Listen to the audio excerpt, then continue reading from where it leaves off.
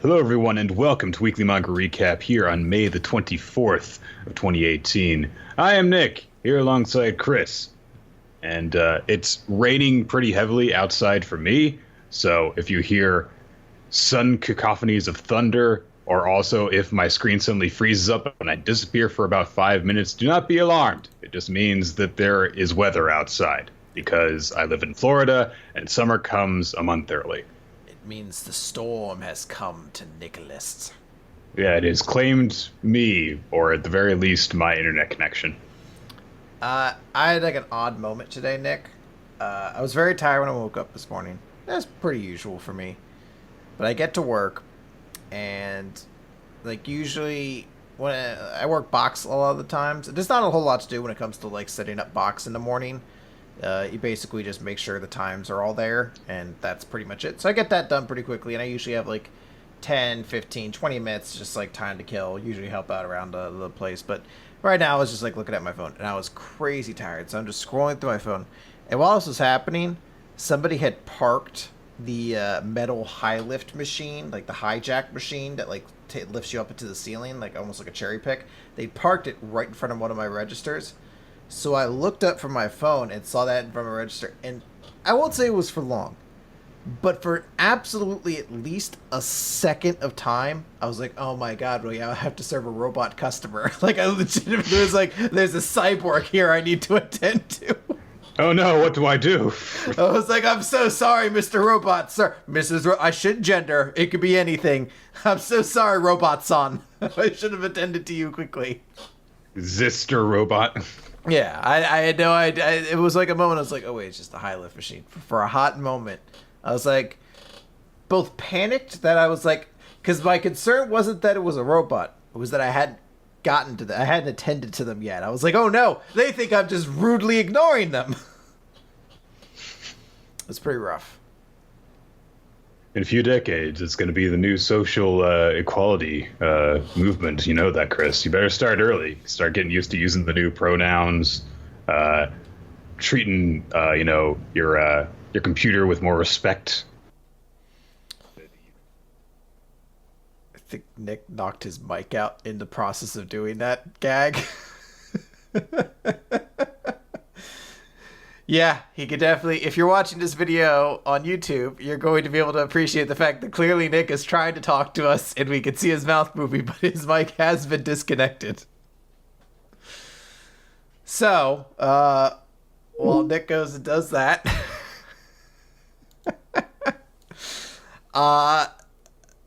I don't know what we do, because I feel weird just starting up the podcast without Nick. He'll hopefully be here in just a quick moment, guys. We shouldn't judge him too harshly for knocking his own mic out. It happens. It's all kinds of craziness. I'm gonna be okay, I think, when the Robot Rebellion comes, because I'm pretty cool. But actually no, I'm a hateful person towards machines. I started thinking about it, and I remember any time technology works against me ever, and it never goes well. So let's try this here. I try to show a little bit of appreciation, and this is how it repays me. There you go. Just fuck the machines, Nick. Yeah. Let's make our stand now, so we can be ahead of the curve when all the other I don't know, what would they call themselves? Pro-humanists out there are fighting against the robots on Twitter. We could be like, hey, we were pro-humanists way before then. Fuck Skynet. Yeah, just when Skype pissed us off. Fuck that noise. All right, well, should we jump into the manga and all that stuff this week? Yes, if you feel like cooperating with me, microphone, if you feel like cooperating with me, then we will get on with the main bulk of the podcast, which is what I bought you for, slave. All right. Yeah, let's do it. Let's just jump into the recap portion of Weekly Manga Recap, why don't we? Beginning with My Hero Academia, where last we left off, everything was happy and everything was great, except that there was some incomplete art, but everything was still super awesome and fun. And Eri smiled, and the ghost of Overhaul went woof. It was banished forever. Because that's how music works, Chris. I've had a lot of emotional epiphanies through music. Almost all exclusively sad ones. Like all moments, like I'm listening to Johnny Cash's "Hurt." I'm like, I'm doing nothing with my life, and we're all going to die.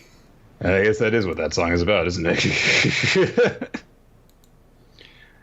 Well, not to dwell too much on the unforgiving infinite void. Anyway, the rest of this chapter is just about the rest of the festival, because there was a whole bunch of other stuff going on aside from just 1A's concert. And now that they finished with that, we kind of see them go and check out a bunch of the other events going on during the festival, beginning with Class 1B's ridiculous rip-off amalgamation play, which what was it, like Star Wars, Harry Potter, Lord of the Rings, and Shakespeare, I think, were all the ones that and it's such amazing like fan fiction writing at the beginning, because you're just reminded all in one go. It's like, remember all the things that they were ripping off, because like, I am Romeo, hear me, Count Paris, Phantom of Azkaban. So that has nothing to do with anything that is taken from Harry Potter. Name drops it there. Like there's a little bit of reference to like the King of Gondor. It's like Obi-Wan never told you what happened to your father and all that stuff. And it's like, just drop in the Prisoner of Azkaban reference. Why not? Anyway. Yeah, well, Nick, that's what fucking kids like. They're all about the Harry Potter and their Star Wars and their Lord of the Rings. I assume kids aren't into Lord of the Rings at all, right? Like that's gone at this point. Like you're not gonna get into Lord of the Rings again unless it's like that's after the TV show comes out and they get into it from that. Oh, yeah, and I guess you could get into it from just classic literature, but I don't think there's going to be a movement like there was when we were younger, because the movies came out and rekindled interest. Yeah, because the Hobbit movies sure didn't really work out that well in terms of that. So, we get a little bit of catching up with Deku. Basically, adults going, I'm wagging my finger if you're only listening to the audio version. It's like, don't do that. You should know better by now. All Might points out, it's like, hey, so you dropped your phone at some point. And so there's a lot of people who are really, really upset that you weren't answering calls. People were worried about you. I understand this stuff was happening. Meanwhile, and then Guard Dog comes in and gets really intense with him. Says you were just lucky that the show wasn't canceled because of you getting hurt, because your injuries were minor. So you should rely on us more. You should have told us. Your kid should depend on us. And anyway, now that I told you that, the festival's still happening, so go have fun, damn it! I don't really like Guard Dog, Chris. Why not? He just doesn't really do it for me. I don't know. Fair enough. I mean, muzzles aren't everybody's kink, but it's fine. You're allowed to kind of go with what works for you. I'm not going to kink shame anyone who likes Guard Dog, but nothing does it for me like a whale tongue tie. I mean, whale tongues are the hottest kinks out there. Mm-hmm. These are the quotes I worry about. Like, if I ever tried to run for governor, like, they just play these in a loop. They're just like, do you want this guy to be your governor? Elections are going to be very interesting in about 20 years, aren't they? We have all this footage to call on. Is it? I mean, we had a lot of coverage of a certain public official who had an entire Twitter feed that who lives in the White House, who kind of displayed what kind of person he was. That still didn't matter. Who is the president? Maybe. Yeah. At that moment, Eri comes up to Deku, and she's all excited from having seen the concert. And she said that it was actually kind of scary at first, but then it was really exciting and fun. And the only part that I really, really like about this, it's like, it's fine, it's like, oh, Eri had a good time, that's good for her, is that midway through her description of what's going on, Mirio just starts aping all of her movements, like she's got, and everything's like, whoosh, she's like, it's like he's her stand or something. That is a great way to describe him. I do enjoy it though too, because it does feel like the little kids' way of describing how they liked everything, which is just like one train of thought into another. It's like, there were scary noises and everyone was jumping around and there was a flashy light and you were gone, but then you came back and whoosh, and the lights are spinning. And you're just like, all right, this is like what, like if this were like fully accurate, this would have gone on for another 5 minutes. And she just continued to explain bullshit. The bullshit Deku was involved in just now to him. It's like, how did you like the show, Eric? And she like goes on for like a minute and a half straight without breathing, and then she's like, it was great. Can I get lunch now? I want lunch. I haven't had lunch in a while. What should we get for lunch? Can I have 2 lunches? I love lunch. I like food. I like apples. I like candy apples because candy apples are like apple, but they're candy. It's like, yes, please. The jerk-ass kids deliver a very, very, very intense apology. We're sorry! We were hoping you would film! And then they scamper away. Literally, scamper. That's the effect. I like how Kaminari says, like, it wasn't really that big a deal. You know, they didn't have to do that. And then Bakugo's like, ha! We showed those assholes. Like, oh, Bakugo. And Ida is very happy about this, but he also says, "Hey, you know, we got through them because they actually did come to watch, and it's only because if only we could do something for those who couldn't be in our audience." And everyone's like, "No, we're trying to tell all of them how great your show was. We're gonna spread the word about how awesome you are now. Bye." So thank you. Fair enough. Mineta is leading the cleanup effort because he's like, we have to clean all this up. And everyone's like, wow, you're really serious. If we don't hurry, then we won't be able to go to the beauty pageant. You know, I couldn't help but feel like he wouldn't want, like, would he really care about a beauty pageant when he has access to the internet and porn? Like, I feel like Mineta, like, in his natural thing would be like, let's clean this up so I can get back home to jerking off to the near infinite amount of pornography that I can get to for free online. Maybe he has a very poor understanding of what happens at the beauty pageant. Maybe he's like, maybe one of them will get her tits out. Yeah, maybe they'll have maybe one of their talents will be a dick sucking contest and we all get to be participants. Someone's like, you think that's going to be a contest in a high school play? I might have a blood brother on the judges. So we get to see basically the talent portion for the 3 important beauty pageant contestants. Of course, there's Kendo, and she demonstrates board breaking in a dress, which do not underestimate how difficult and impressive that display is. Her dress maintained to being perfectly in place without tripping her up, while she did what seemed to be a rather complicated martial arts maneuver. So well done to her for doing that in heels. Well, they note specifically that she destroyed her dress while doing it. That her dress was torn to shreds by her martial arts demo.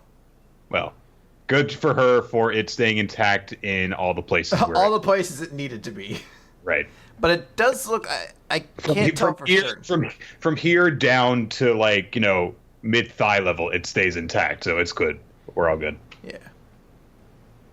What are you noting? I was trying to tell... I don't think she's wearing heels during it. I think she's wearing slip-on shoes, but it's tough to tell because the right ankle maybe has a heel. I feel like I'm looking too much at this for what's a very nonsensical or not important sort of thing, but once my mind attaches to it, it's like, I need to find an answer. I'm like fucking Fox from... from X-Files. I'm like, it turns out there, Nick, we can know if she's wearing heels or not. The world must know!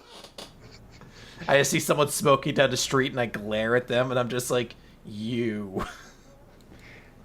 So the reigning champion, the eyelash girl, Kinranzaki, turns out she's from the support course, so she comes out with a tank shaped like her face. It's like, I want, like, the New Day to come out in something like this. You know, just, like, vehicles shaped like their faces the next WrestleMania. Have they not yet, at this point? Have they not shown up in a giant butt that shoots out pancakes? Is that not, like, what their gimmick is now? They came out in a giant box of cereal. Then they didn't wrestle the next year, but they dressed like Final Fantasy characters. And then this year, they came out with little people dressed like pancakes. it was rather disappointing by comparison. But Xavier Woods did play the Green Ranger dragon summoning theme on his trombone, so that was nice and dirty.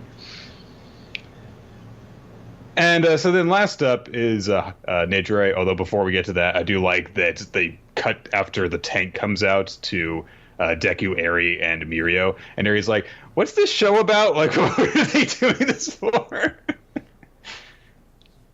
Yeah, especially because you can see the faraway shot of the tank, which I believe has spring-loaded to hit It's itself. like... And even as... yeah, it was just like, what's this about? What is happening? What are we doing here? Hado comes out, and she thinks to herself, like, I tried to match Kenranzaki's flashiness last year, and that's Kenranzaki's specialty, but I've got other things going for me.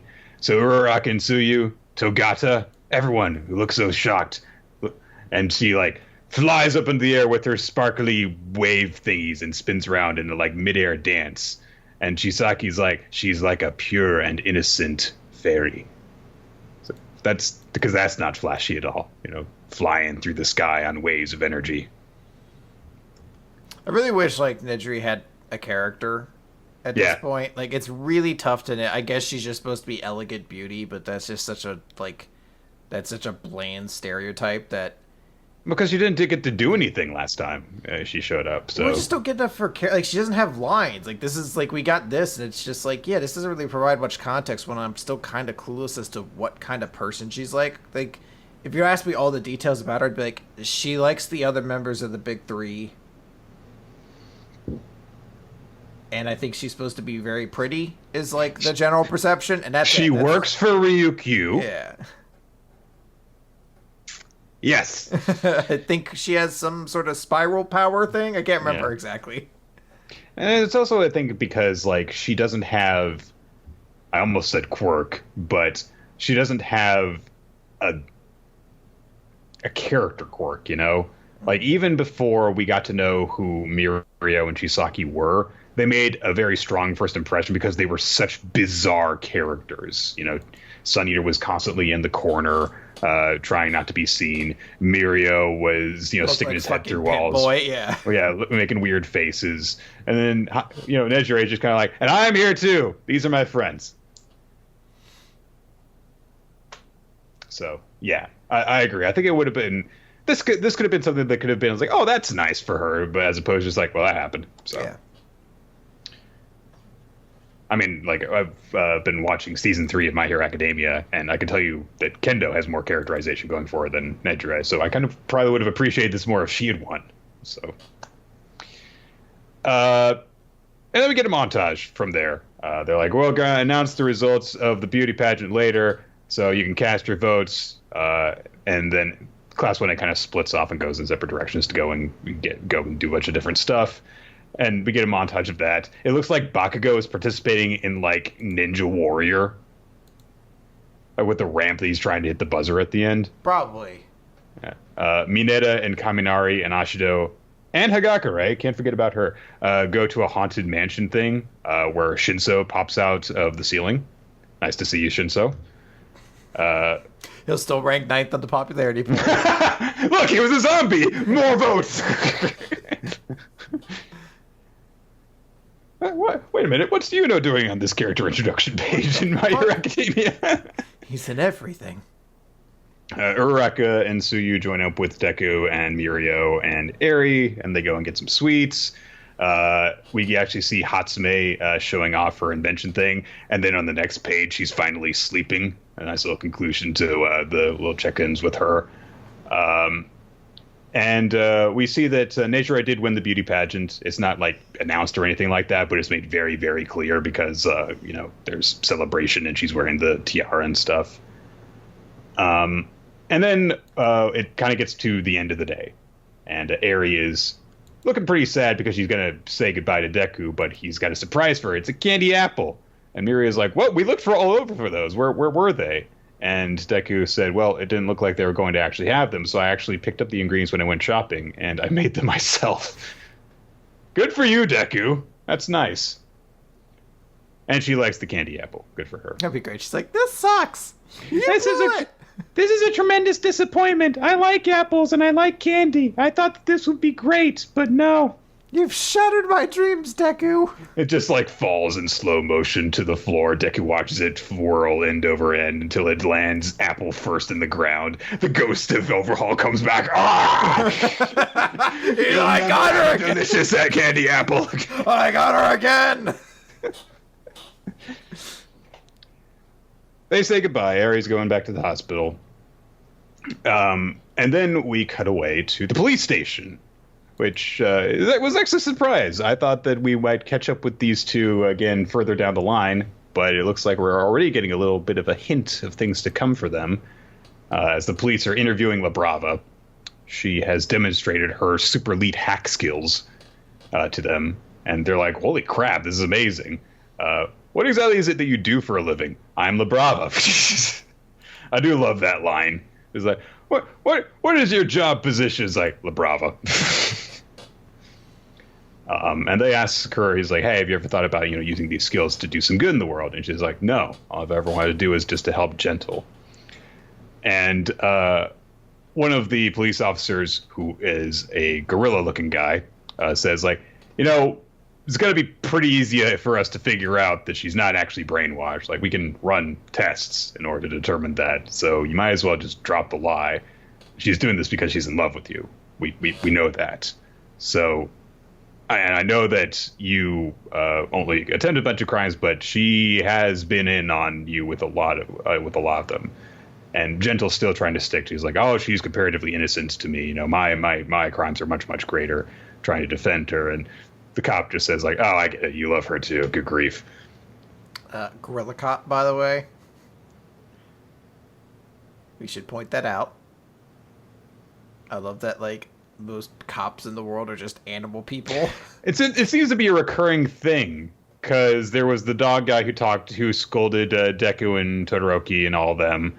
Then there was a cat who showed up. And is it just like, you look like an animal, but you don't have the abilities of an animal, a la Gang Orca or Suyu. So therefore, be a cop. You've got a good sense of smell.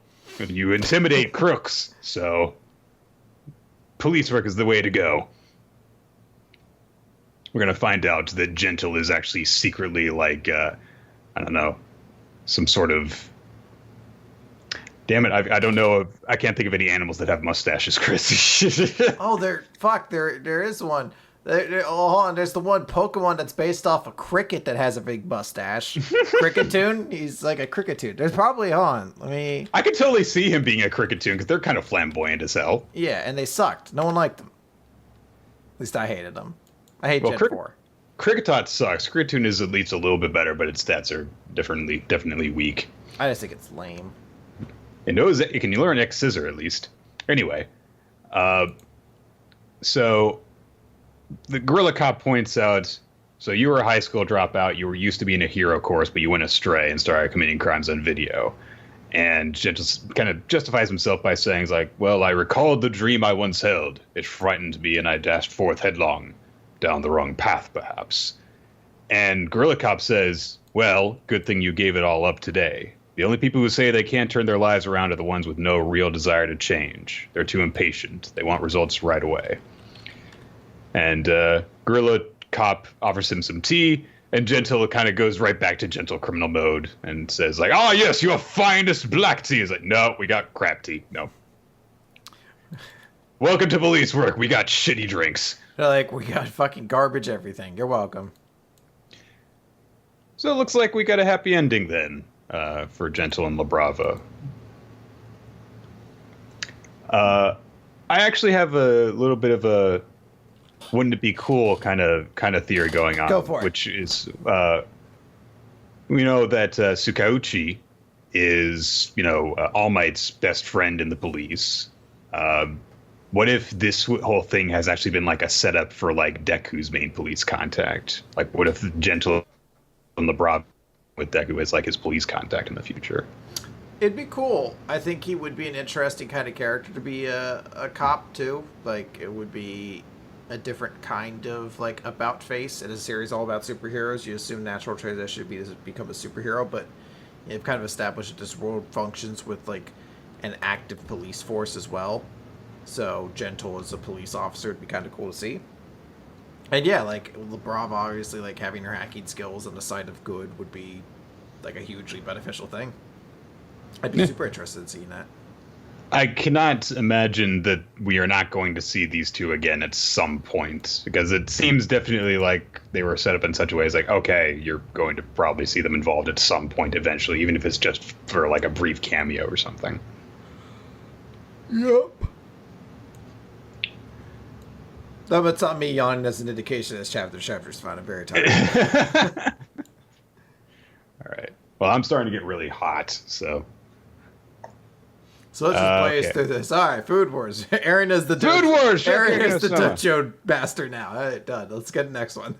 It's really, there's not actually a whole lot I have to note about this chapter. It's basically a wrap up to everything. They confirmed that, yeah, the members of the Resistance are going to be the new Council of 10 for Totsuki Academy. The one thing that really pisses me off about this chapter is that Izami is like, oh, I've been defeated. He starts, pulling his clothes on. He stalks off. And Erina is like, I did actually learn a lot because of you. So thank you for everything, Father. I'm like, fuck off! No! Don't do that!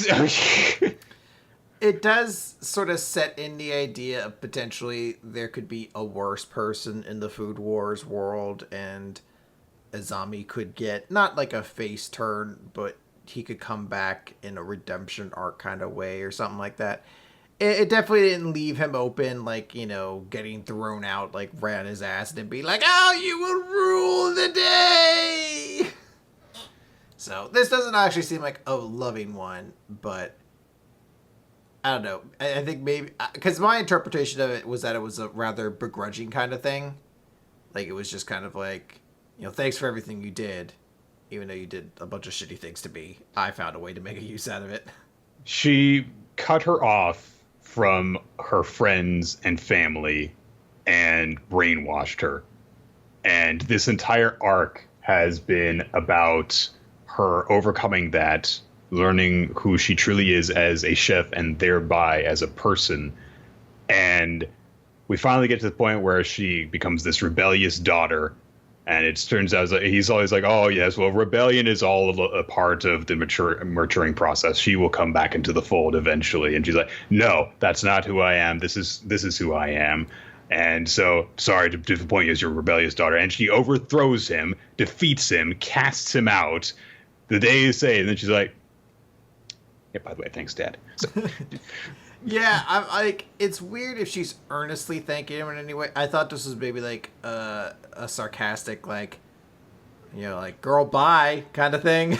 But it's odd either way. Yeah, it's a strange one. But I like the way he leaves with like a shred of dignity. Like, they didn't make him like fucking like get ridden out on like a wheelbarrow in his underwear. He leaves like and like walking on his own 2 feet and everything. It just feels like maybe they're setting him up to return to the series again later on for something. All it would have needed for me to be much less upset would be for her to go, Father, in spite of everything, you did actually end up helping me to become a better chef. Yeah, in a way. That's what I was kind of trying to think. There just needs to be one clarifier to make this way, way, way better. Yeah. So they have a discussion over who are going to be what seats in the Council of 10. And the first thing that comes up is like, oh, who's going to be the number one seat? And all these different people are like, oh, well, you should be the number one seat, Erina. And she thinks for a bit, and she's like, no, Soma, you should be the first seat. And he doesn't really have anything to say in response to that. But she points out, it's like, your assistance was helpful in a small way in creating my specialty. So, therefore, as the one who contributed the most during the Regiment de Cuisine, you're the one the most deserving of the first seat. Also, he did defeat more opponents than her, so there's that too. Yeah. So, and I do like that she's kind of like, well, I was like, you can have it for now, but I'll be sure to come and steal it from you. And Shikageki's like, okay, that's nice that there's like, we're still rivals, even though we're really good friends now, basically. But Senseiman comes in and he's like, hey, there's another matter that's important, though. We have to appoint a new dean because I'm retired.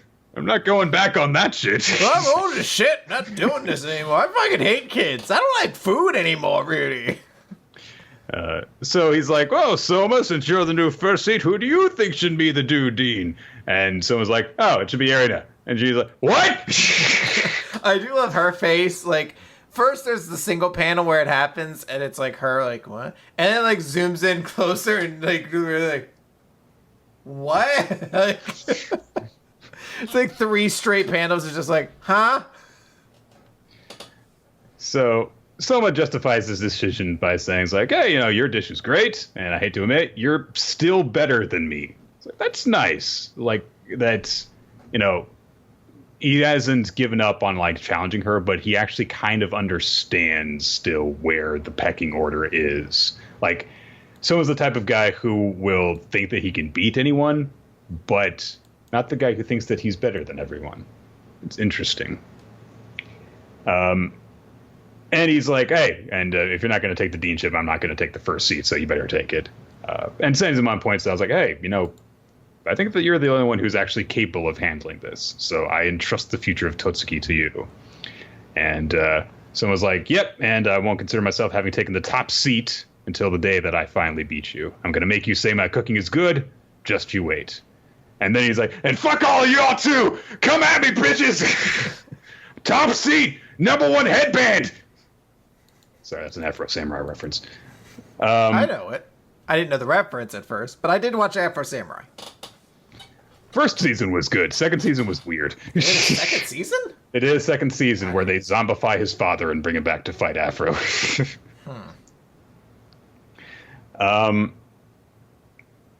So everyone's like, all right, we did it. Yay, everyone's happy now. We did it. And there are some of, Soma's rivals, like, hey, and we're coming after you, Soma, so don't get comfortable on that top seat. And we end on the chapter on this big 2-page spread, Soma on one side, Erina on the other, introducing Erina as the new Totsuki Dean. Soma's the new first seat in the Council of 10. And Soma concludes the chapter by saying, starting tomorrow, we've got a whole lot of Shokugeki to go. He says, we got a whole lot of Shokugeki to do. A whole lot of Shokugeki to do. Yeah, we're all going to get all them Shokugekis there. Now, I've still heard nothing about the series approaching a conclusion. You would think that it's like, oh, Soma's the first seat, but they seem to be making a pretty strong effort to justify, I guess, like, no, there's another part of the series coming. It's just that, this goal has been accomplished all of a sudden. Have they ever... I know that it's supposed to be one of the most prestigious. Have they ever explicitly said that Totsuki is the only school in the world like this?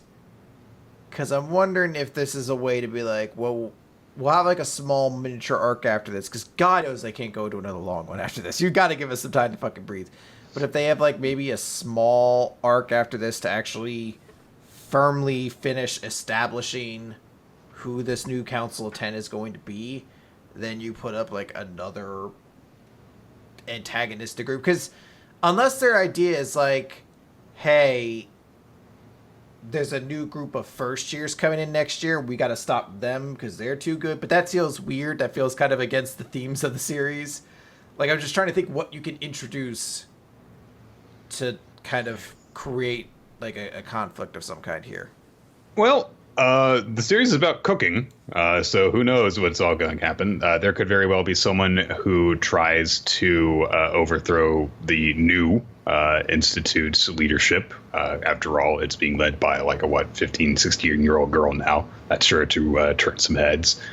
Also, it occurred to me after I read this chapter that Soma's eventual goal was never to conquer Totsuki. Mm-hmm. It was to defeat his dad. And he always said that Totsuki is going to be a stepping stone for him to get better in order to achieve that goal. So just because he's the first seat, that doesn't mean that his goals have changed or he has, met them. It just means that he has completed step 1. Oh, you know what? Ninja X brings up a good point that I had forgotten. There is the blue that they mentioned Joichiro was preparing for and got like too stressed out and quit. That's right. So there's something for that as well.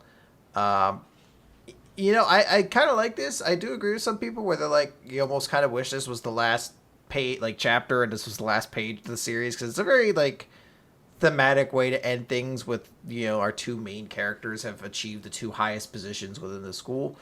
But I like that we have a lot more still to go, potentially. We still could explore these things. Perhaps a chance to kind of get to see some of the other characters. The nerd in me is just like, who's going to take the 10th seat? Like, even if everyone else on the council stays there, which would be really weird if fucking Mimisaka or Super, whatever his fucking name is, stays in there. That's a good point. Mimisaka, that's going to be a weird-ass person to have sitting on the Council of 10. It's like, all right, all in favor of this movement. It's like, now hold on a second. How does this allow me to spy on the students so that I can copy them? It does, Mimisaka. It's going to just, open up a new building. He's just like, I disapprove. They're like, well, that's fine. You're 1 vote in 10. So I'm glad you continue to just be the perpetual thorn in our side. All right, and and the eyes have it like, hold on a second. I'm going to filibuster this. No. It's not how it works. It's not how any of this. Everyone just make your votes in quiet while he's fucking... All right, listen. He babbles on about Star Wars, whatever bullshit filibuster topic he's going to ramble into. And the Infinity Stone opens it up to other world. That is a great filibuster, by the way. I'm just thinking like, all right, and now we've completed the minutes of the day. Let's get on with the proposals for new movements. Yes, Mimisaka, what is it? What if we can put a camera in every room in the school? Not every building, every room. Not to be creepy. I just want to know everything about everyone ever, always. He's a pretty good chef. One thing that occurs to me is that with Erina now being the dean instead of a member of the council, that means we know 7 of the 10 seats that are going to be part of the new council. Because there's the 3 that were already on it. There's Megumi Takumi, there's Mimisaka, there's Soma, and Erina would have been, but she is now the dean instead. So that leaves 3 spots that could be potentially held by anyone. That is true. There's spots for a lot of people. And again, I'm not, like, I guess it'd be kind of fucked up to knock, like, Mimisaka out. Like, he loses his spot immediately. But, like, there's a ton of deserving characters. Traded it for information! Like, just first and foremost recognize, like, unless they have a reason, like, why would Tsukasa and Rindo and, like, Sato not immediately get onto this council? Because they're all incredibly talented, and Momo potentially, too. Like, they all, at some point or another, beat somebody on this current Council of 10. So, like, it'd be weird for them to not get anything, but I don't know. It'd be kind of curious. Because then there's also, like, again, like Kurikiba, Hayama, Alice, these are other characters who have been established to be very good. Like, are we going to do nothing with them? I don't know. I'll say... There's also the fact that, and it's going to be interesting, I think, because there's going to be some people, I think, that are going to be on this council, people like Takumi, Mimisaka, Megumi, who people are going to see as being like, well, they don't deserve to be on the council. They didn't fucking win anything. Well, Takumi maybe less so, but, Mimisaka got knocked out first thing. Megumi got knocked out her first match. So there's probably going to be people gunning for them, and it's going to be a different kind of... There's still different kind of stories that you can tell with this. Yeah.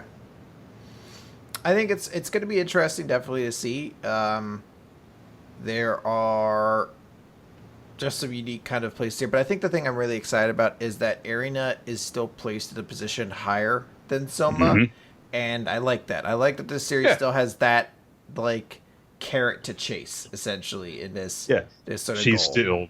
She's still his primary rival after everything. So, kind of dig that. So, somebody to answer this though in the chat. So people are saying that everybody I mentioned are 3rd years. That is true, but I would be very shocked if this series ends and there's not a Soma Tsukasa rematch in some fashion. It would feel bafflingly like lacking to not have those two have another showdown, a straight 1-on-1 showdown at some point. So I can still imagine those characters saying like, "Hey, we're not actually out the door yet. I want our seats on the council until then, or whatever. Whatever, like it just feels in the competitive spirit of a series. It's all about like cook forever against each other forever to be stronger forever, or whatever. So, I am excited for what this could potentially mean because this creates a whole lot of possibilities. But I do still wait. It's such a small moment. It's like half a page that happens in with Eren. It's like, thank you, Father. Like, no, that's bad. That's especially, in the era that we're in right now, where we're very much aware of, the way that abusive relationships work. That, after everything was over, she actually forgave him when he did nothing to earn that forgiveness whatsoever. So, all right, let's talk about our jump starts. We'll begin briefly by talking about the newest jump start that we have, Kimi Wo Shinryakuseyo, which is looking to be a kind of pseudo slice of life comedy series about a guy who is secretly an alien. His name is Hajime. There's a girl who catches a glimpse of him transforming from his alien form to his human form. And it turns out that she is part of basically the school's equivalent of the Occult Club, which is the Alien Appreciation Society. And she is the total airhead, thinks that a fan is an alien translator. All sorts of things happen. They end up in detention together. Things happen where they keep on getting caught in what look like making out situations by the teacher who's overseeing them. They end up coming out of it being friends, despite the fact that she keeps on trying to prove that he's an alien by touching him in weird places. And that's the chapter. There are a lot of jokes in this series, and it does not match my sense of humor. Yeah, I wasn't crazy on this one. I liked a couple bits in there, like the bit you mentioned about the fan being an alien translator. It's like stupid enough that I'm just like able to kind of get a laugh out of it. But for a large portion of it, it just felt like this was a series that was pushing a lot on like the dim-witted but super attractive girl character without really much more behind it than that. Because they keep going to the bit about like, sexual positions they're landing in, and just like he winds up in his alien form and under her breast. Yeah, I forgot about that. Yeah, there's a lot of like odd parts like that. Like a portion of the chapter is devoted to like spraying her with antiperspirant so that she'll let go of him. And the only end result of it is it makes her look really hot and sweaty when like they end up in another awkward position. I don't really know what this is going to be, because then there's also a bit at the end where he's like, and this is how it started. The battle involving aliens between Aiba and me. And I'm like, battle? Is this like a thing like we have to fight over to see which one of us can awkwardly touch one another the most or something like that? I'll be curious what the quote-unquote battle is. But, yeah, I mean, it has, I guess, a certain merit to it, as you said. It's just not particularly my sense of humor, but there's also parts of it that I just kind of had to roll my eyes at, of just feeling like it went for the lowest hanging fruit a lot. A lot. There's a lot of repetitions of the same kind of jokes, so... and we also had another chapter of Momiji No Kisetsu. This was kind of the reiteration chapter. Like in case you missed the first chapter, this is what it's about. There's this kid who's got this, really strong defensive style because his brother was really good at offense, and he's trying to become a pro shogi player. This is his sexy, teasing shogi teacher. One thing that I did not mention last time, because I didn't really realize it properly, apparently Momiji is 12. He's old looking for a 12-year-old. What the fuck? He looks like he's like 16. Because I got confused this week when I was like, oh, she's a high schooler? I thought she was maybe a little like a college student or something like that. Yeah, so I naturally just assumed why. I naturally just assumed they're like, oh, they're the same age. I didn't realize he's 12, huh? Yeah. So yeah, he's a big fucking 12-year-old. He goes this chapter to the pro shogi test, basically. Some asshole mocks him. He's like, you got something to say? I'll headbutt you into the ground, bitch. Ends up facing off against him, of course, in their match. The guy's like, aha, I've pushed you into a corner, and he just keeps on doing his defensive style. I do like the sequence where he's like, this will finish him. This will do it. This will do it. This will. You know, I've had those moments so often playing Hearthstone where I'm like, now I've got him. All right, he had this, but I have this answer. All right, and now I've lit the nail in the... Oh, God, he's turned it around. Oh, God. Oh! And you just throw your computer against the wall. And you're like, there, if I didn't see it, I didn't lose. If I didn't see it, I didn't lose. I still won. Gio basically says that Icho, rather, it tells Momiji in a flashback that she is assigning him during this test to win his match only by defending. Because, you have this habit of, you're stuck in the habit of attacking because that was the way you were playing before. This time, just defend and defend and defend. And he's like, well, okay, but what? And Icho says, look, you have to have a better timing with the way that you attack stuff. You have to be more patient. You must be more aware. Defending is not being passive. It's about thwarting your opponent's attacks. If the Sakura way is about killing by not letting your opponent attack, your style is about killing by letting your opponent attack. If we score 1 point and they score 0 points, we win, Chris. That is true. That is a correct logic.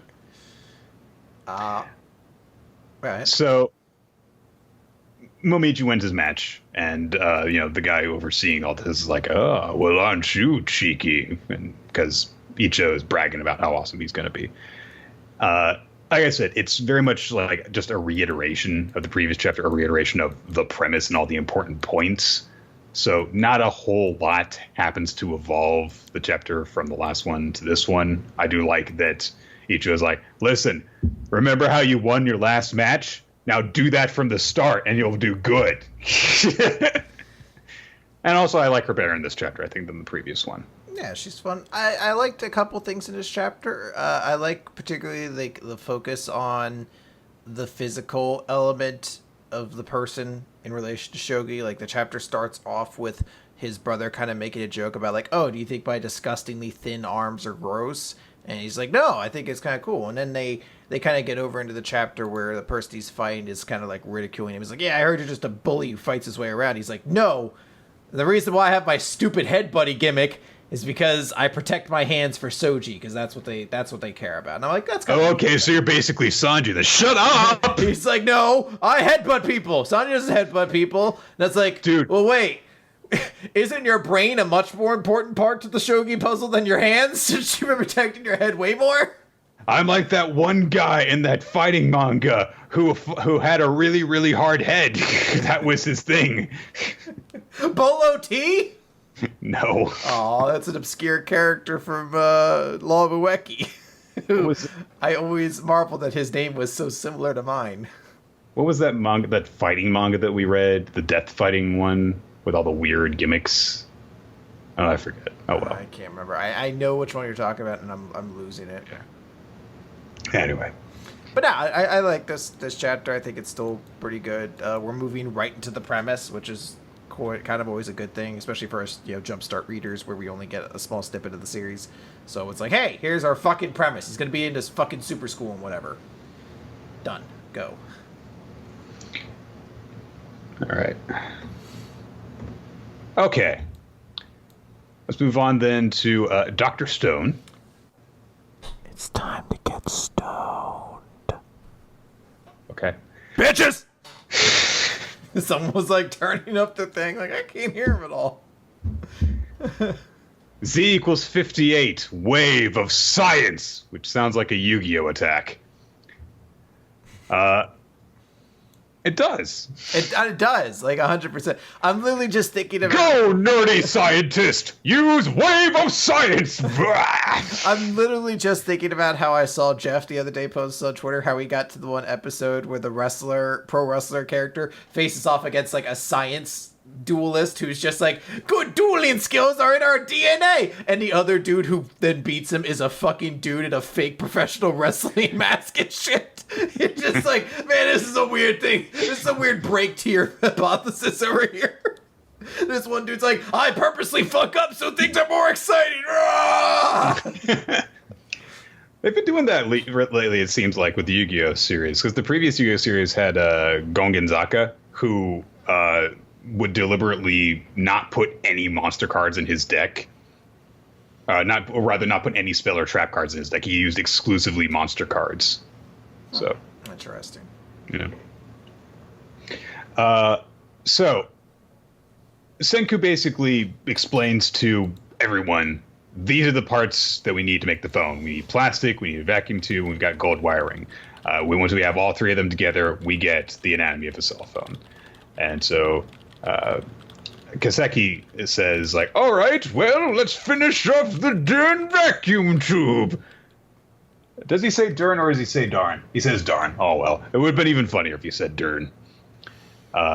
And Senku's like, okay, well, now, just so you know, it's going to be really complicated glasswork in order to finish this off. So I'm not sure if you can handle it. Because they're, oh, you doubt me? Well, check out all this shit that I've made for you so far. I'll just take a look at this schematic. Oh, God, it's so complicated. And it does look very complicated, honestly. And also large. Because, like, Senku has, like, drawn himself behind it. So Kaseki's like, okay, well, it's going to be tough. Gen tries to influence him, encourage him by using reverse psychology. You know, like, oh, you know, it's so completely hopeless. Hey, only the greatest of crafts people could possibly manufacture something so complicated. And Kaseki's like, oh, you know, I don't need the inspiration. I'll do a good job. You know, it gets me really, really fired up to have a complicated job to do. But, you know, if you gave me one of those, you know, in Chrome God, you know, then since we're crafting pals, all of us, and it's like, here, have your high five. Yay! I'm one of the cool kids now. I have friends for the first time in my long existence. Oh. Nick, I've realized something about myself. I can't see old men sad. It kills me. It absolutely kills. Nick, if you want to break my spirit more than anything else, you show me the picture of that one Brazilian guy at the World Cup clutching the fake trophy, who then, it gets worse. The dude died, like, in the next year. Like, there's no happy ending to that story. You're just like, this sucks. There is a happy ending because he actually gave the trophy to a fan for the other side, and they passed it on to take to the finals. So it's like, aww. It's still very, very sad, though, because he didn't get his peanuts, Nick. His peanuts being a Brazilian World Cup champion. whatever equivalent of whatever equivalent of salty snack food Brazilians prefer, or whatever Brazilian World Cup stupid thing is there. I don't know. Who was us? No, that was Africa. So everyone is trying to pitch in to help in different ways. Suika gets the kids in order to do more gold filament stuff. I do like how before we actually get to that moment, Ginra's like, hey, I think I was the only one who noticed. You know, Kaseki was begging for that hard slap like a little kid. I think he was just trying to make less work for you. And Seika's like, yes, that everyone understood that. And Gaga's like, yeah, Ginro, you idiot. And Chrome's like, yeah, you idiot. I totally understood that, too. Yeah, I'm smart. But this is a big part where, like, basically everyone in the village tries to chip in different ways. It really pushes home the point that Senku has, you know, been in charge of the village for a few months, both in universe and in real time. And all the conflicts within the village itself have basically been completely resolved, and everyone's on the same page now. I guess that's just one of those things about the series. Like, oh, we wrap up those goddamn plot threads really fast. We got Gensola. Magma's okay with smashing stuff. We're all good.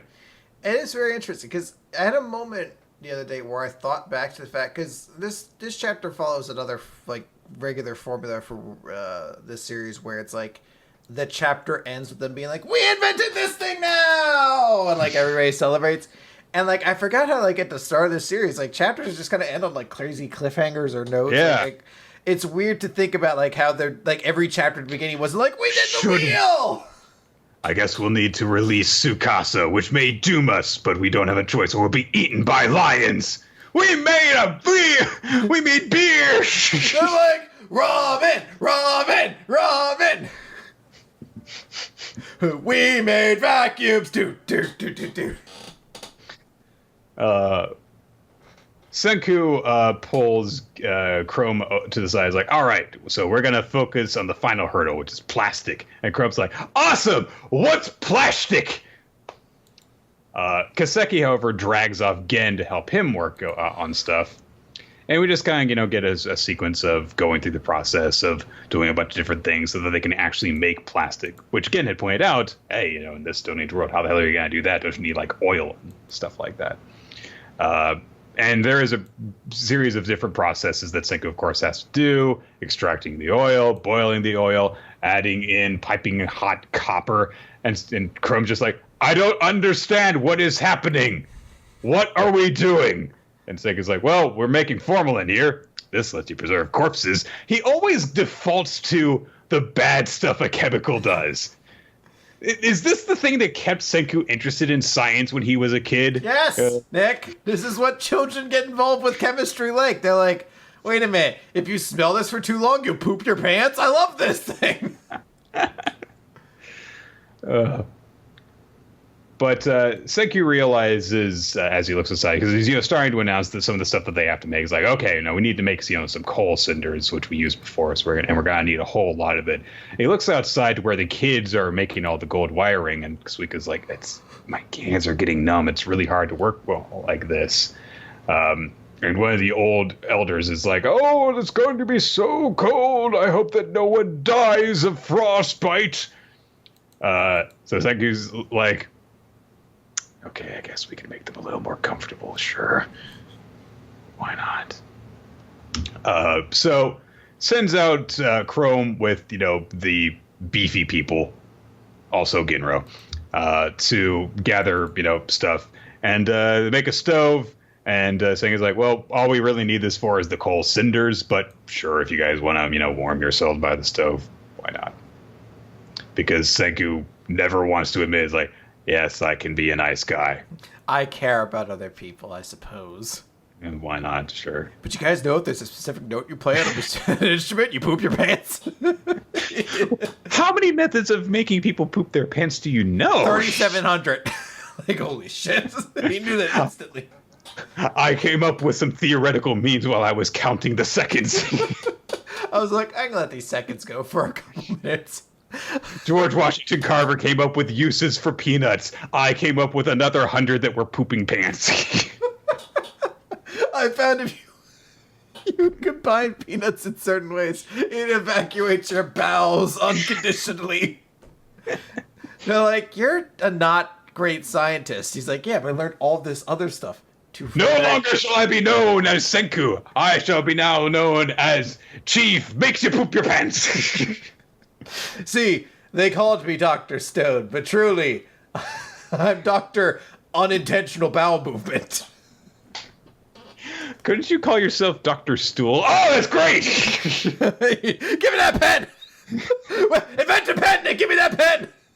Oh, I can't wait for you. I can't wait for your pen. Oh, I'm going to make you poop your pants so I can write in your feces.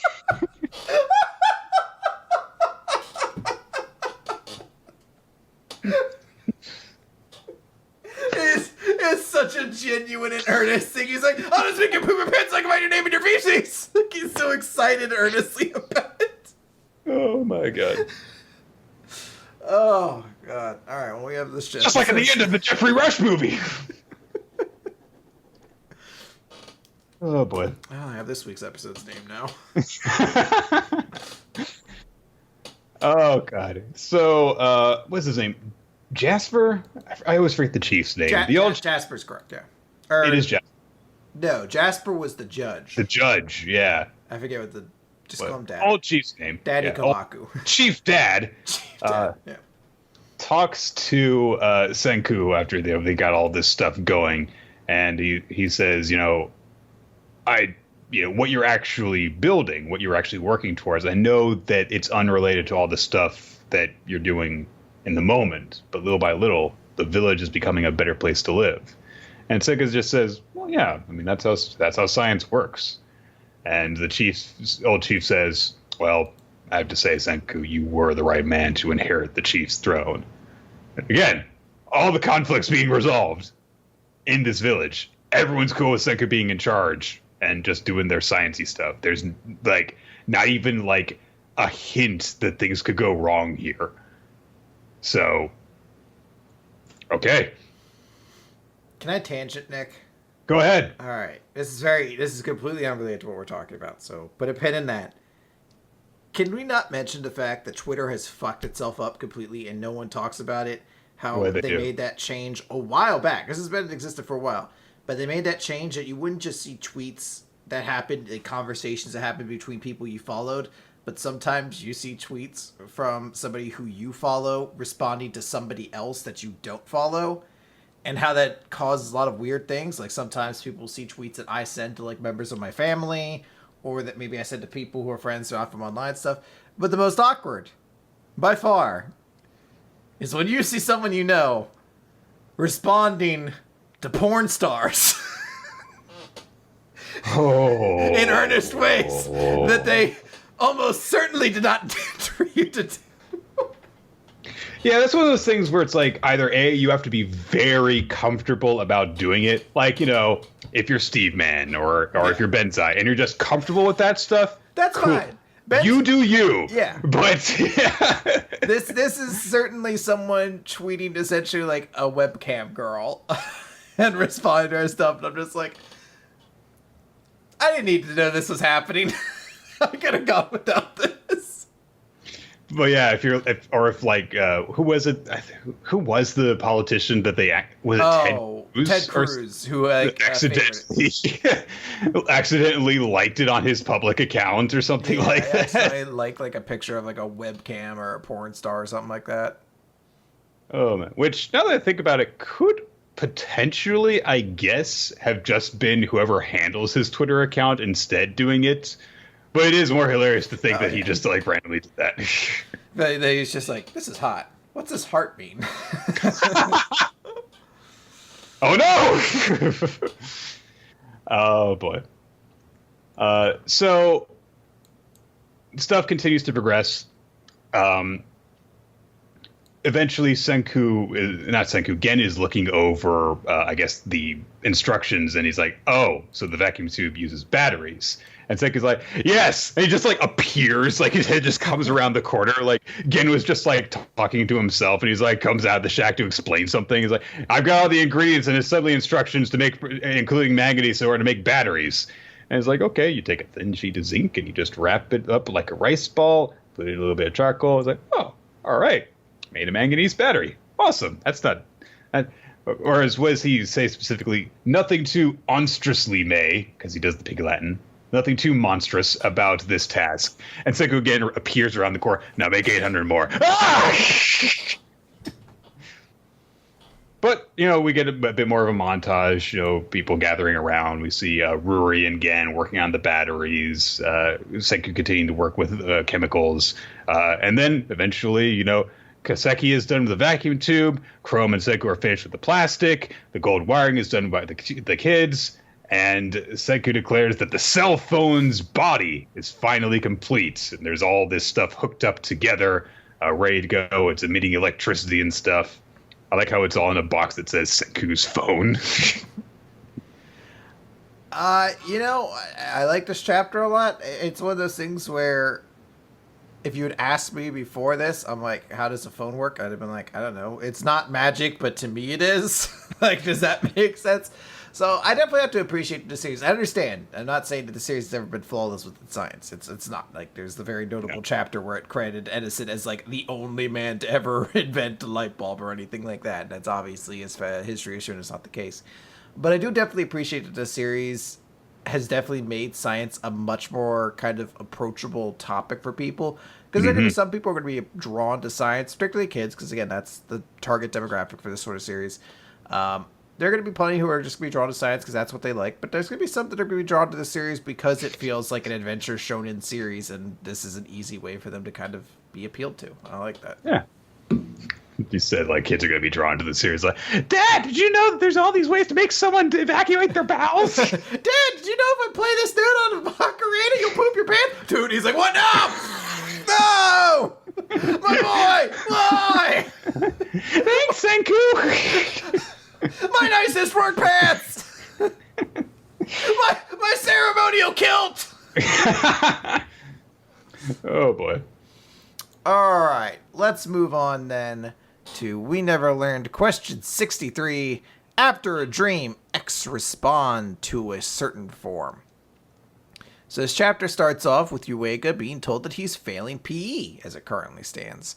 Mm-hmm. So if he fails that, it would really screw up his recommendation. So the teacher tells him, like, all right, well, your swimming's especially weak, so we're going to need to get you some practice in here.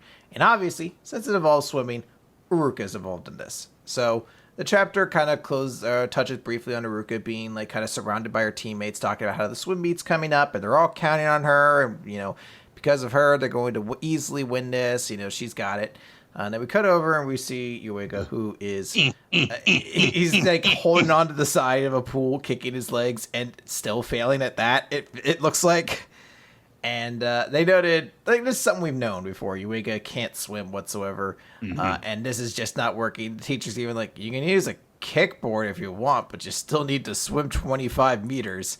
And he pushes off with the kickboard, and immediately fucking sinks like an anchor. Those things are buoyant. How did he manage that? He's that bad at swimming, apparently.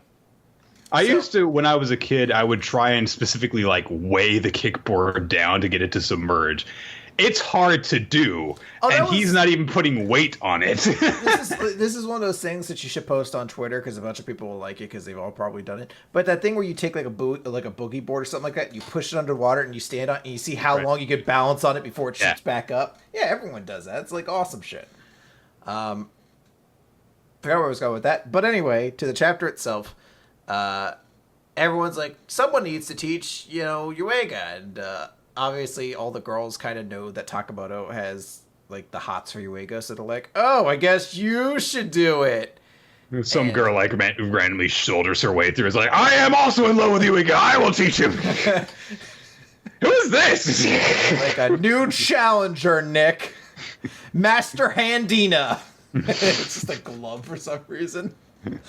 Oh, I create weird things. But that's when the one teacher is like, oh, I gotta go. But thank goodness Kirisu-senpai is right here when we need you to. Kirisu, can you take over? So, of course, we get a shot of Kirisu having, like, a swimsuit on and everything like that. We get a couple of fan servicey shots that made me really worry about what this chapter was going to be like.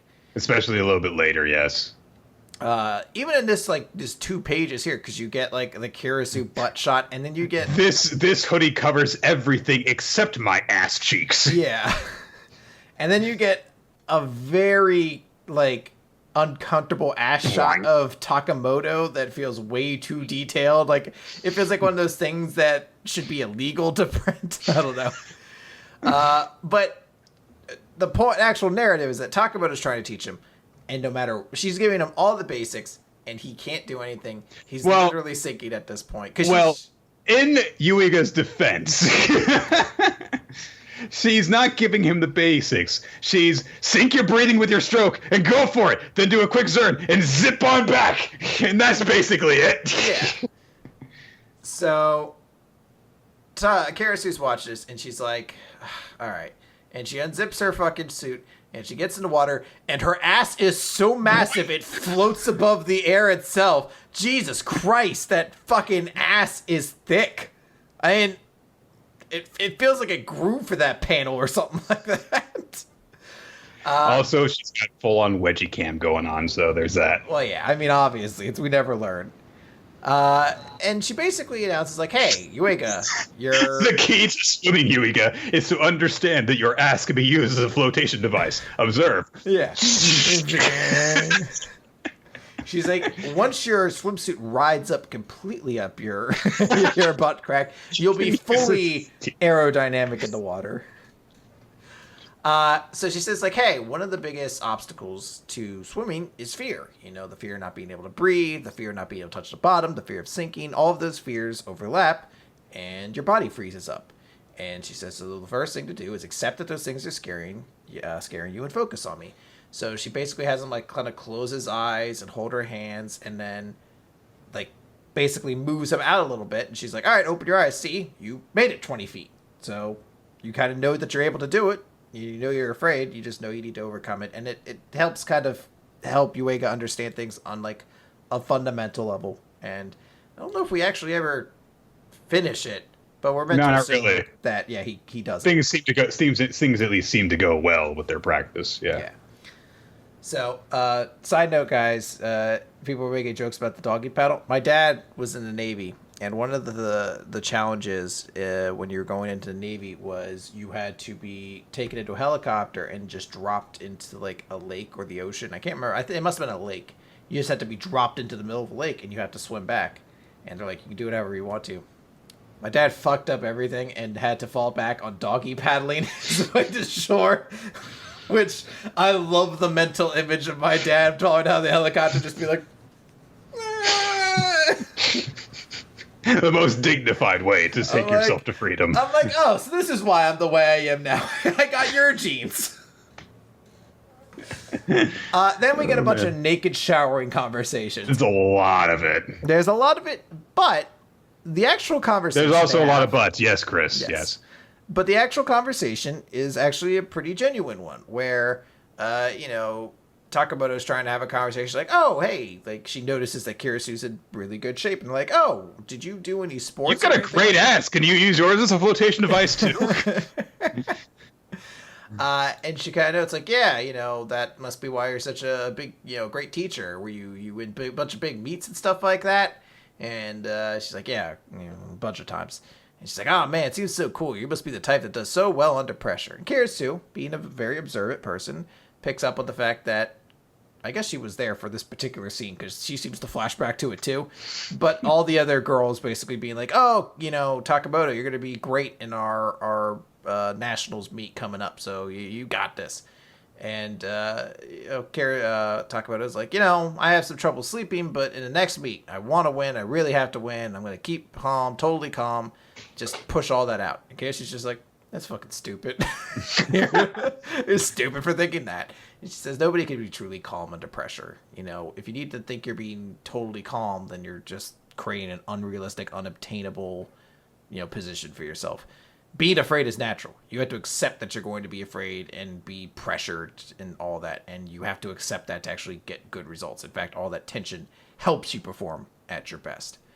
And she ends it by saying, like, once you're an adult, those opportunities come less frequently. That privilege is reserved for those with talent. So seize those opportunities. And she kind of walks away. It's a very nice sort of sentiment to express to her, because she already started this chapter by helping you wake out by being like, you have to realize you are afraid, and there's nothing wrong with that. And she gives that same sort of advice to Takamoto as well. You're pressured, but you need to be. That's good. It's fine, yeah. The chapter then ends with everyone outside of the swimming pool, everything like that, regular classrooms again. And Yuiga sees Kirisu, and of course the other two girls like hide behind him because they're all afraid. And then Takamoto shows up. She's like, "Kirisu, what's up? Hi, yo, what's up, girlfriend? Yeah, what's you got up? A nice ass. What up, bitch?" And she basically says like, "The advice you gave me was so good. I'm really excited about next week. Also, your body is so amazing, athletically speaking." Which I guess she says under her breath, or is that the parentheses are just meant to convey what she means to us? Yeah. Because Kirisu ends a chapter by being like, "You admire my body." Credits. I'm a little bit upset that the Iruka chapter got derailed into a Kirisu chapter. It was like, oh, Iruka. It's been a while since why is Kirisu here again? She's gonna fucking popularity poll. But in fairness, this is a couple of characters that we don't really get to see interact at all very much. And it was nice to see them bounce off of each other and to see the development that occurred as a result of this. And, what Iruka took from it. It's so it was cool. Nice to see a different sort of relationship form that, Iruka is not following the exact same pattern that Fumino and Ogata have when it comes to Kirisu. She's not afraid of her. She's like, oh, yo, that's my bitch. I love that chick. She's great. It's nice to get something different. and that kind of thing. Because when you have these different personalities, they shouldn't all be interacting with each other the same way. That would just be weird and unrealistic. So it's nice to see that there's different kind of balances between them. It's a very kind of nice thing. Plus, I also just like when Kirisu actually is a teacher. Like when they don't just emphasize the joke that she's great at this one thing and fucking helpless at everything else that life has to offer. So yeah, good chapter. Yeah, neat chapter overall. All right, let's move on to the Promised Neverland. It's chapter 87, Boundary. So, the countdown that Luvis has issued for Emma is getting on the verge of running out. It's been almost 10 minutes now, and not too many people have come to help her out. She knows that Nigel has come to help her because she can see him through the window. But she's like, all right, well, this might be the worst possible situation then. Who knows where everyone else is? They might all be dead. But I must fight. I must win. She just kind of reiterates to herself for a little bit, like, this is how important it is for me to do this because, all right, the plot has kind of been put on hold while all this fighting with unimportant characters has been happening. And so she thinks to herself, it's like, all right, well, I have to consider all of my options here, and I have to figure out a strategy in order to make sure that we win this without suffering any casualties. And while she's thinking about this, she thinks about what the geezer said and how he told her, like, hey, those ideals and decisions are going to kill your friends. So she has a bit of a moment of hesitation, and then she says to Luvis, can't we just be friends? Not exactly. She's like, isn't there a peaceful solution? Do we actually have to do this? I don't condone what you've done. I can't forgive you for what you've done. And I do hate you. But at the same time, I don't want anyone else to be killed. I don't want any more blood to be shed. And if we do it this way, you wouldn't have to die either. And Luvis realizes when she says that, like, oh, okay, you're still prepared to fight. Good. You haven't lost that will. Because she's still basically saying, it's like, I still plan on killing you at the end of this one way or another. But I just don't want anyone else to be hurt in the process, kind of thing. Although it does make me wonder if Emma is actually genuinely considering this possibility, or if she's literally just bringing it up to kind of buy time. It would make sense as a realistic possibility for her, because she is kind of that person who would like to avoid conflict in all ways if she can. And I think she's a lot more open-minded to the idea of, like, peacefully finding kind of a solution of some factor. I think it's a combination of both. She is trying to buy time, but I think if, like, that 0.1% chance happened and he was like, you know what, that sounds like a good idea, she'd do it. She'd be like, fuck yeah, all right, let's do it. Like, she would just secretly betray him just to eliminate a threat or something. Right. It's one of those things where she, I guess, had to at least ask. Yeah. But she's not super caught up on it, obviously. He's like, nope. I want to kill you, and if I die trying to kill you, and I'm killed by your friends, then I'll die happy. So, those ideals of yours, the world isn't just made of ideals. One sense of values or what's beautiful or ugly varies among us, too. Our only option is to be in conflict. So she gets her gun ready, points it at him as the time runs out, and then she lifts up her hand, presses a button on a remote control looking thingy, and a bunch of guns pop out on strings and start shooting at him. I have no idea how the fuck they rigged this up, but it is really impressive. It's just like a freaking, like, it's like 8 guns or something like that pop out of the windows and start shooting at him. Possibly more. No, there's more. There's more guns poking out of those other buildings now that I get a good look. There's a lot of guns that are all pointing at him and firing. We cut back to the main hideout, where everyone is gathered, and there's all the injured are gathered, people looking after their injuries.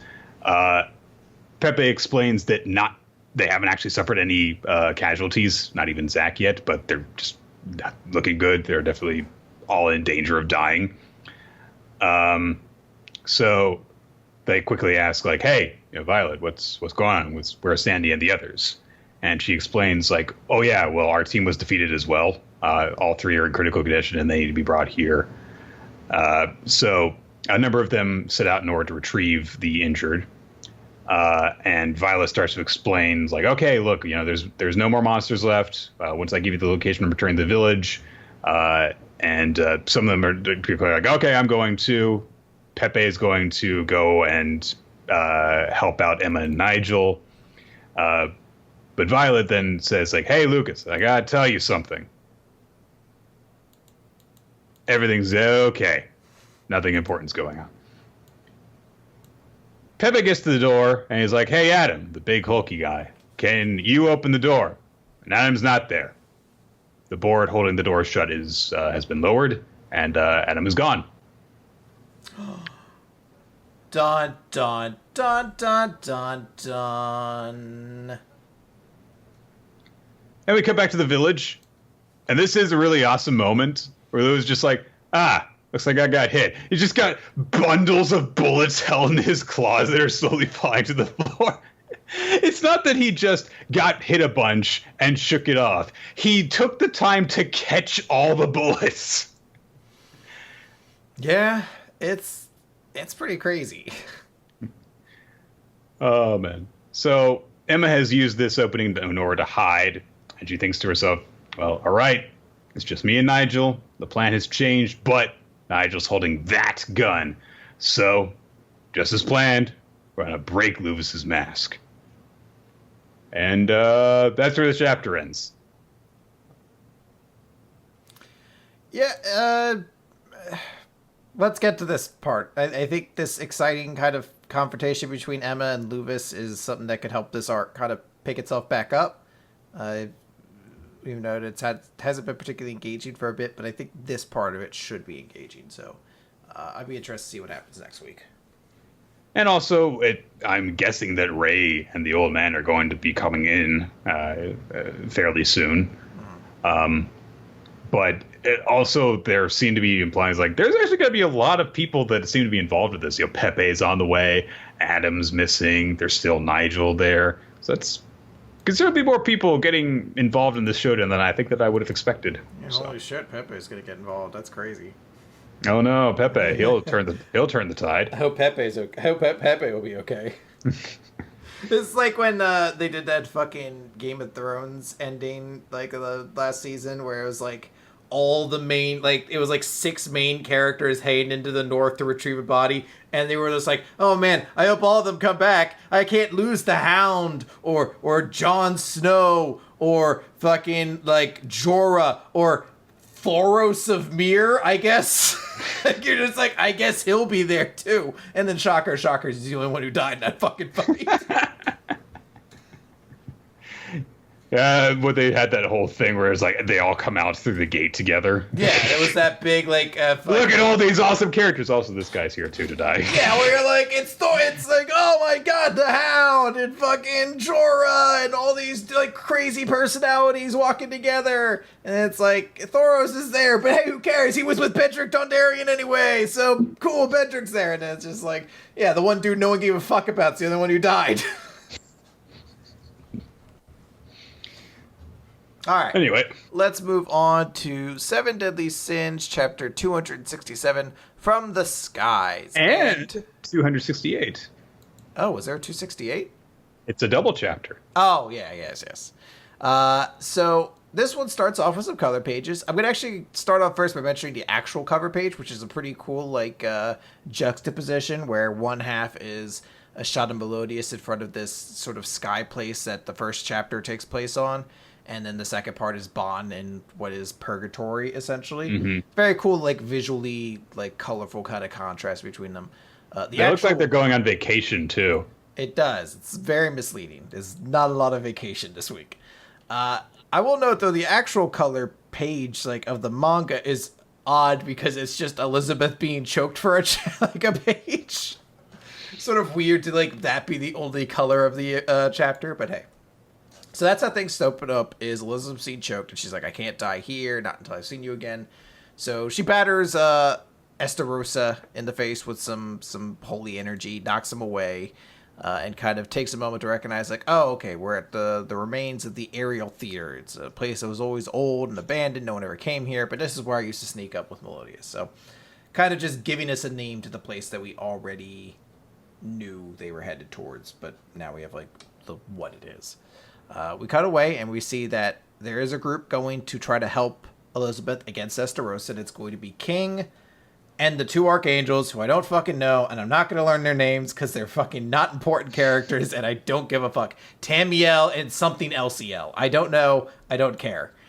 Durere is also coming because Durere is like, I want to. And, you know, the archangels are hesitant, but King's like, no, I trust her. Or I guess more accurately, I trust Elizabeth who trusted you. So they're going to bring her along as well. Cutting back, Elizabeth's kind of having memories of this. And, you know, she says, or rather, Estarossa says, you were always lonely. Oh, wait, no, sorry. This is correct. So Estarossa starts off by saying, I was always watching you. And Elizabeth says, I was watching you too, and you were always by yourself. You always looked very lonely. And Estarossa kind of has like a pity party for himself about, like, I was the sun who lacked darkness. I'm Mr. Lonely. I couldn't be evil at all. But he talks about how you and my brother were the only ones who didn't laugh at me. Before I knew it, I couldn't keep my eyes to be drawn to you, but the only ones that you had eyes for is Melodious. So Elizabeth tries to be like, appeal to him, like, hey, please help me stop Melodious from being Demon Lord. And he's just like, yeah, that's not gonna happen. He's gonna fucking get all these commandments to take over. He's really strong and arrogant, relied on everyone. He's so full of confidence. He's so cool. God, I fucking love my brother so much. He's just the best. Yeah, I love him so much. Oh, I hate him so much. Yeah, he's like, he always protected me. He never abandoned me, except for when he did once. Because he mentions, he's like, he told his brother the truth about his feelings for you. And guess what he told you? He said, I'll fix you up with her. And Elizabeth's like, that doesn't sound like Melodious. I'm sure he just misremembered. He's like, oh, he lied to me. And then goes into like his shadow form. He even screams out, he went back on his word. They're just like, all right. So he starts. Man, Spider-Man 3 is way worse character motivation than I remember. Yeah, I mean the special effects are a little bit better, but can you imagine Topher Grace playing Estarossa in the live-action Seven Deadly Sins? Sorry, he says basically Elizabeth kind of points out that the 10 commandments the 3 commandments he's taken in have kind of overwhelmed him, and he's being lost to their power and kind of suffocating in it. So he needs to stay in control, or he's going to be absorbed by the commandments themselves. And he is not doing that so well. He's literally like, if Melodious is going to take me from me, then I'll eat you. And pretty much. Yeah, there's a giant orb of, or she's getting swallowed up in darkness. And meanwhile, they cut over to Camelot Castle, where Zeldris is kind of talking to, I forget what his name is, and it's not Mustache Man. Yeah, I know I've learned his name at this point 100 times, and I just always forget it. And we kind of end this chapter on Elizabeth kind of tearfully saying, Melodious, I want to see you. And then, yes, as you said, there is a second chapter here, chapter 268 from Purgatory. Well, we also see that Meliodas is like in like a cocoon currently. Yes. As he's starting to absorb the commandments. So our next chapter deals with Purgatory, which is kind of interesting because I'm used to the Catholic vision of Purgatory, which was always kind of described to me as like desolate emptiness, which I guess this is, but it also has kind of like a weird hellish look to it. It's kind of interesting to see it this way. It reminds me of actually the kind of world that the Shinigami dwell in Death Note. Yeah. You know, just the wastelands where there's just a bunch of monsters and nothing really going on. So. Yeah.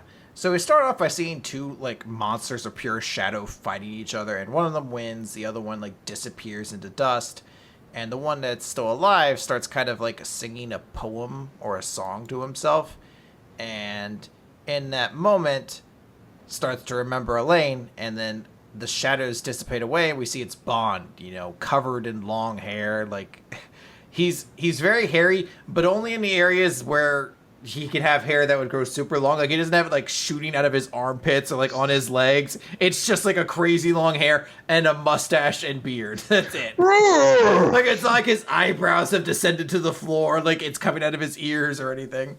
And he's like, holy shit, what was I doing? How long has it been? And we kind of get the glimpse of this, that when you're in Purgatory, you can't lose sight of who you are, or you become one of these shadow monsters. And Bond has had this happen, and he's completely lost track of how long it's been. He even questions how many centuries have passed since he's come here. But he's like, fuck it. I'm immortal. I'm going to keep singing my song, get back to this. He encounters another shadow demon, and this one crushes him first underneath his foot, to which Bond lifts him back up and punches him in the face. Then the creature, stop it! Then the creature breathes fire on him, and it's selective fire, which burns just enough of his hair to not ruin what original hairstyle he would have had at this point. No, Chris. It burns away like his entire upper body, and then he regenerates it. That is true. But he regenerates just what he naturally would have with hair and everything like that. Oh yeah, he's got to look stylish, obviously. Yeah, he's got to look cool. So then because he's naked doesn't mean he can't be groomed. Yes, and it's kind of cool because they show that these things are not like, it's not like he's just clowning this thing. He's just able to win because he's immortal. So this thing keeps cutting him in half and ripping him to pieces, but he keeps surviving and eventually beats him. And he says like, man, I'm tired. And he notices that the creature is kind of curled around him, like it's actually kind of grown fond of him from this fight. And he's like, interesting. And he starts singing out his song again, like, Captain, let's hurry up and go home. Everyone's waiting for you. And he says to himself, and I want to see the woman who means the world to me. And then the shadow creature kind of begins to rumble and says, yeah, I do too. And Bond, wonders aloud, like, what was that? Where'd that oversized dragon go? And he turns around and see that it is Melodious, who is now back to his original form as well. And also naked. Yes, they're both naked, so the yaoi is just there for the taking. Go for it. Reach out and grab it. And that's the chapter. Yeah. I like that we got these 2 chapters in a row. Mm-hmm. It was very well done. Like, I like that, Elizabeth calls out for Meliodas, and at the end, Meliodas is kind of reaching back. And also the reflection of what's going on between them. 2 different people losing themselves in darkness and trying to come back. Yeah. So, cool stuff. It's very good all the way around. Really, really solid. I was surprised that, I actually liked this double chapter as much as I did, because just kind of been going along with 7 Deadly Sins during this whole Esterosa fight. There's been some notable moments, but because, he's beating up freaking archangels that you don't really care about, it's like, okay, whatever. So getting into this has been really nice. Super solid. Okay, and we don't have One Piece this week, unfortunately. So we are going to conclude things with Black Clover. Page 157. Fall or save the kingdom. So Leash is fighting with Asta and with Yuno. And they did their big combination attack thingy. And he blocked it at some point, I guess, between chapters? He blocked it with a sword. He's got multiple swords, by the way, it seems. So yeah, all the swords. All the swords. So they keep on trying to fight, and he just like waves one of the swords and unleashes a big old blast of energy at them, which Yuno and Asta respond to by going, "Ah!" That's the only way they should respond to it at this point in the series. And Yuno kind of cocoons them in a globe of his wind magic, the 2 of them as well as Mimosa, as the blast sends them blasting out of the floating hideout palace thingy.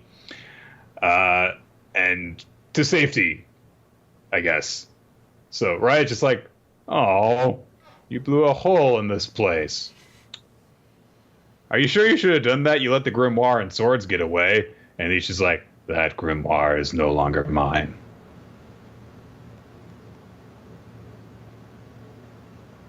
That's it.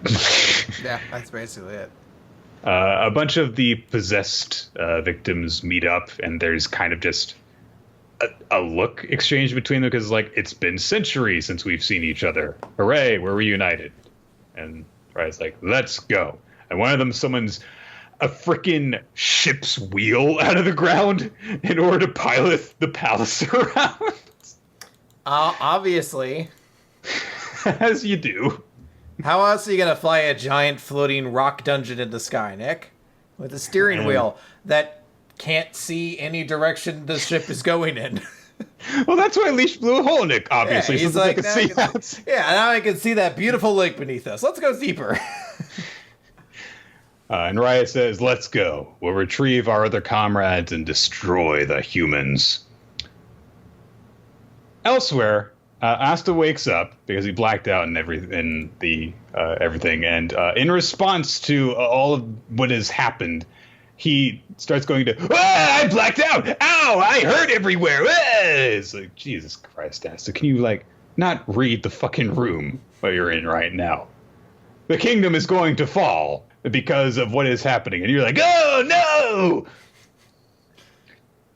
So, everyone, however, that wasn't possessed, basically, has made it out okay. Mario Leona is still passed out after everything, but seems like no one's been captured. No one's been killed or anything like that. The dungeon is gone, and also the spatial magic users that they had waiting outside seem to have been turned, it looks like. Mushroom Guy and the Silver Eagles captain are there. That's what Asta calls them. And Mushroom Guy says, yeah, so the other two that we were with turned into the enemy, so we had to get away and escape. And Asta's like, oh, man, we don't have any healing magic, I guess. I better eat some medicinal herbs and build my strength back up. And Nozelle's just like, I have a magic item that helps with this. Also, there are tons of other magic users in our party. Just because Mimosa's out of mana doesn't mean that everyone else is too. Come on. Also specifically called a special magic item, a high class magic item that only a few royals have. So it's like that, power up that you get that, just lets you go deeper in the dungeon because you don't have to escape in order to go get healed because you have this constantly regenerating healy thing. Noelle and Kirsch show up, floating around in a sphere of water that Noelle has conjured. They basically all exchange information about oh, this person has turned, this person has turned, this person has turned. And Yuno's just like, they're all pathetic. Thanks, you fucking cock. Yeah. Yeah. It's not a choice. Well, I guess apparently it is. Apparently it is. Apparently, if you want to become the Wizard King strong enough, it's a choice. Apparently Kanye was right. Slavery is a choice. So Noelle is freaked out by Yuno's appearance. Like, what are you all right? Yuno's like, I'm just brimming over with power. That's all. No ego problems with Yuno, are there? None whatsoever. He has no faults. He wants to be the Wizard King. They're all perfect people. Yuno's Asta is his rival. When you have a rival, you don't have faults, Nick. What? So, and he deigns to speak to her too. He's like, fine, I'll explain to you. And I was like, what the fuck are you being snobby for? I outrank you in society in general. God. Yeah, I don't get why he became such a fucking prick in this. I know he's kind of always been give him the benefit of the doubt and say he's more prickish because he's fighting off possession by the elf inside of him. Sure. I'll give him the benefit of the doubt and say he's being more of an awful person than he was before. They're like, guys, we finally gave a personality. He's a douchebag. I'm like, I don't know if that's... I guess it's better. Nozelle gets a cell phone call. And they're like, oh my gosh, it's a dedicated captain's transmission magic items. Like, yes, it's a cell phone. Magic Knight captains have cell phones, basically. And we essentially get this, we're fighting off, can't hold them up. It's kind of standard transmission.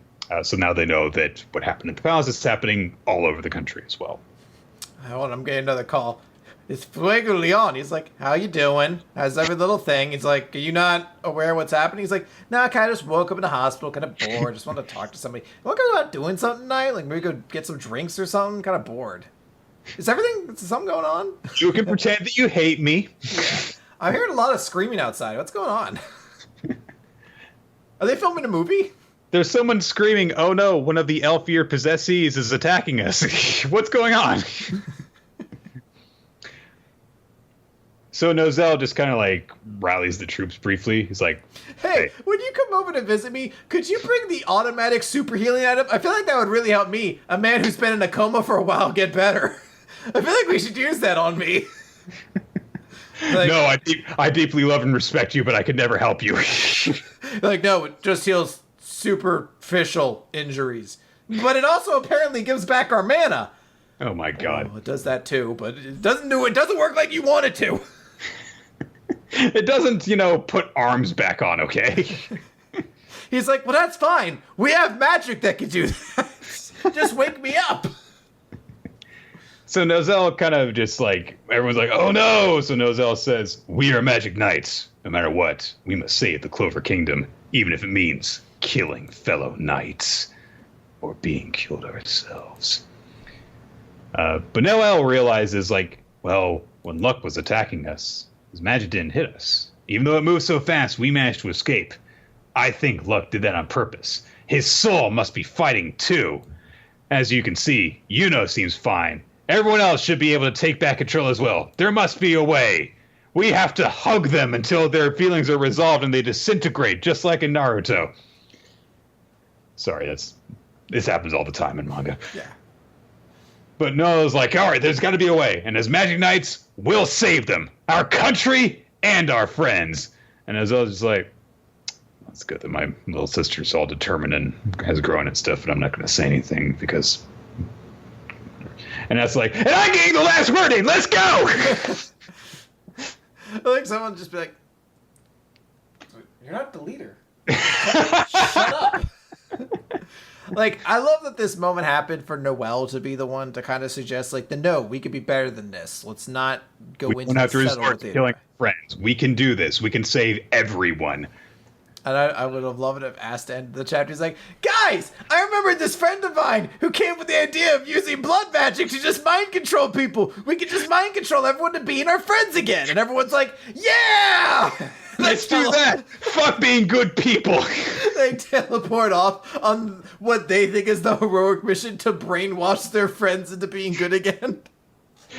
Depriving people of their will is wrong. Possessing people is wrong. Anyway, let's use blood magic in order to possess our friends so that they remember who they are. You should never take away someone's free will unless they're already an evil person and you use mind control magic to make them do what you want.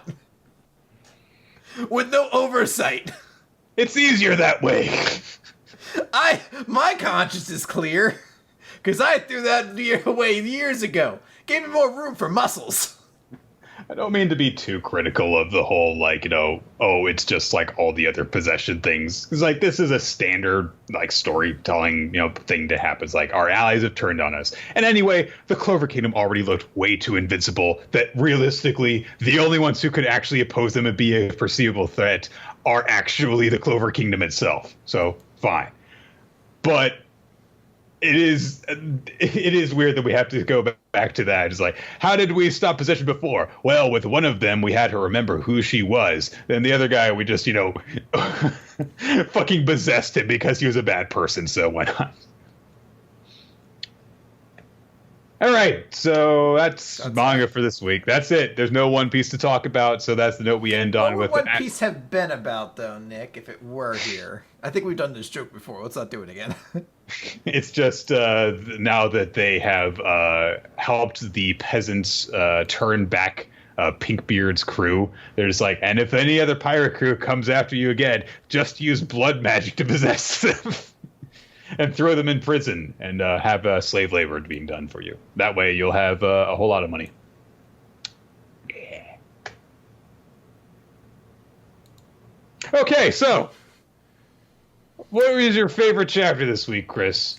This is a tough one, honestly, because this was not a particularly crazy strong week for manga in my mind. But I'm going to give it to, I guess, We Never Learn, because in discussing the chapters since then, I guess that was the one I kind of had the most positive thoughts on. So even though reading it for the first time I would not have thought it would have been, I guess I enjoyed what it tried to do, despite the fan service a lot. So We Never Learn. I'm going to give it to the Seven Deadly Sins. It caught me the most off guard, I think, this week to suddenly have a nice quality double chapter, honestly. That being said, I think that my MVP for this week is actually going to be Kurisu. I think that a few months ago, I never would have expected actually to get this level of like wisdom and depth from her character, when it just seemed to be, like you mentioned before, all about making her seem like the most helpless person on the planet when it came to anything else other than tutoring and teaching. But it turns out being really good at those things gets you some really cool moments occasionally. Absolutely. I'm going to give mine to Gorilla Cop. Now, I'll echo that and say Kurisu. Okay. She had a very good chapter. Double Kurisu this week. All right. Oh, and God, Nick, we're part of the problem now. Oh no. MVP Kurisu, she had a great ass. And I guess I'll also mention that My Hero Academia seems to have won the chapter popularity poll. So, yeah. All right, and that's going to do it for this Week of Week Manga Recap. Thank you, everyone, for joining us this week. We tend to record the show on smashcast.tv/Rolot and twitch.tv/Rolot. Yes, we do. And if you want to check us out, we record the show usually 7 p.m. Eastern Standard Time, thereabouts, on Thursday evenings currently. But if you want to stay updated in case we need to change stuff around, you can follow us on Twitter. The official podcast account is @DMRPodcast, and your hosts are @Rolot and @NickFTime. You can also check out our past episodes on weeklymangarecap.podbean.com, as well as on iTunes and our YouTube channel. If you want to send us feedback, ask us questions for our Q&A episodes, or suggest a future manga for us to read, you can send all that stuff via email to weeklymangarecap@yahoo.com. Oh, that was a nasty one, sorry. Special thanks go out to all of our Patreon supporters. Your support allows us to create all sorts of fun bonus content for you guys to enjoy. Just last night, we watched the live-action Full Metal Alchemist movie on Netflix. It was a weird watch, and with interesting audio issues that we made note of all throughout. It was fun to go through that. And lastly, special thanks go out to Infamous Planet for making all sorts of cool title cards for us, and to Infamous Planet for the help that he provides to us. And very soon we should have JoJo Part 5. Yes, we shall. Ah! Yes! Alright, that's it. I don't have another. I'm done with the enthusiasm, and there's no more shouting. No more yelling.